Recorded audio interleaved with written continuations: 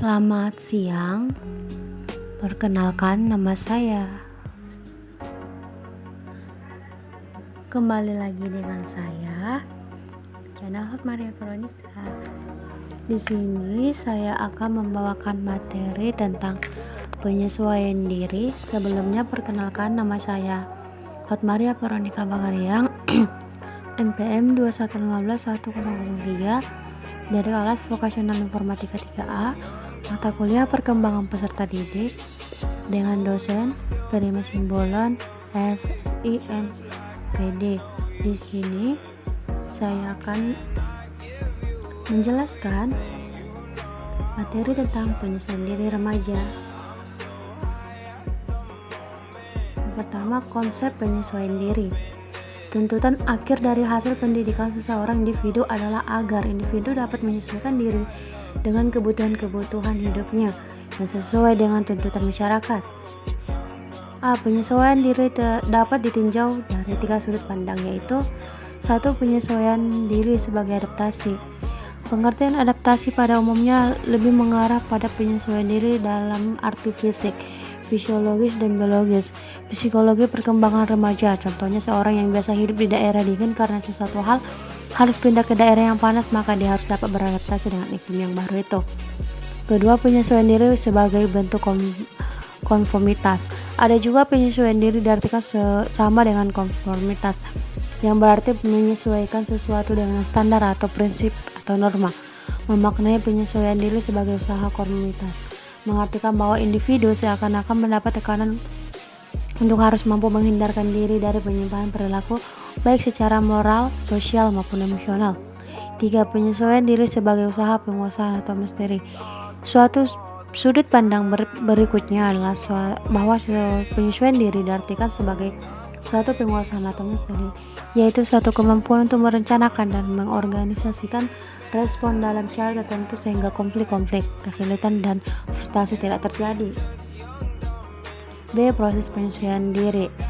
Penyesuaian diri adalah suatu proses untuk mencapai keseimbangan diri dalam memenuhi kebutuhan yang sesuai dengan lingkungan. Tidak ada pencapaian penyesuaian diri yang sempurna. C. Karakteristik penyesuaian diri. Tidak selamanya individu berhasil dalam melakukan penyesuaian diri, karena kadang-kadang ada rentangan tertentu yang menyebabkan tidak berhasil melakukan penyesuaian diri. Rintangan-rintangan itu mungkin terdapat dalam dirinya atau mungkin di luar dirinya. Dalam hubungan yang rintangan tersebut, ada individu yang dapat melakukan penyesuaian diri secara positif, namun ada pula individu yang melakukan penyesuaian diri yang salah. D. Implikasi proses penyesuaian diri. Remaja terhadap penyelenggaraan pendidikan lingkungan sekolah mempunyai pengaruh yang besar terhadap perkembangan jiwa remaja.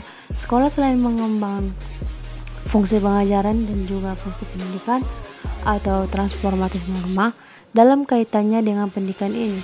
Peranan sekolah pada hakikatnya tidak jauh dari peranan keluarga, yaitu sebagai rujukan dan tempat perlindungan jika anak didik mengalami masalah.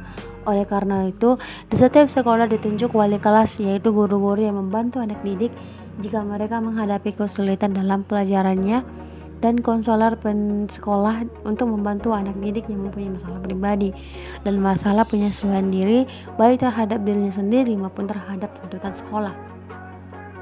Upaya-upaya yang dapat dilakukan untuk memperlancar proses penyesuaian diri remaja khususnya di sekolah adalah sebagai berikut. 1. Psikologi perkembangan remaja. 1. Menciptakan situasi sekolah yang dapat menimbulkan rasa betah atau at home dan kondusif bagi anak didik, baik secara sosial, fisik, maupun akademis. 2. Menciptakan suasana belajar mengajar yang menyenangkan bagi anak. 3. Usaha memahami anak didik secara menyeluruh, baik prestasi belajar, sosial, maupun aspek pribadinya. 4. Menggunakan metode dan alat pengajar yang menimbulkan gairah belajar. 5. Menggunakan prosedur evaluasi yang dapat memperbesar motivasi belajar. 2. Figur pendidik yang penting dan besar mempengaruhi terhadap penyesuaian siswanya, maka dituntut sifat guru yang efektif, yakni sebagai berikut. 1. Memberi kesempatan atau alert, tampak antusias dan berminat dalam aktivitas siswa dan kelas. 2. Ramah dan optimistik. 3. Mampu mengontrol diri, tidak mudah kacau, terganggu, dan teratur tindakannya. 4. Senang berlakar, mempunyai rasa humor. 5. Mengetahui dan mengakui kesalahan-kesalahan sendiri. Baik, terima kasih telah menyimak video saya. Ucapkan sekian dan terima kasih.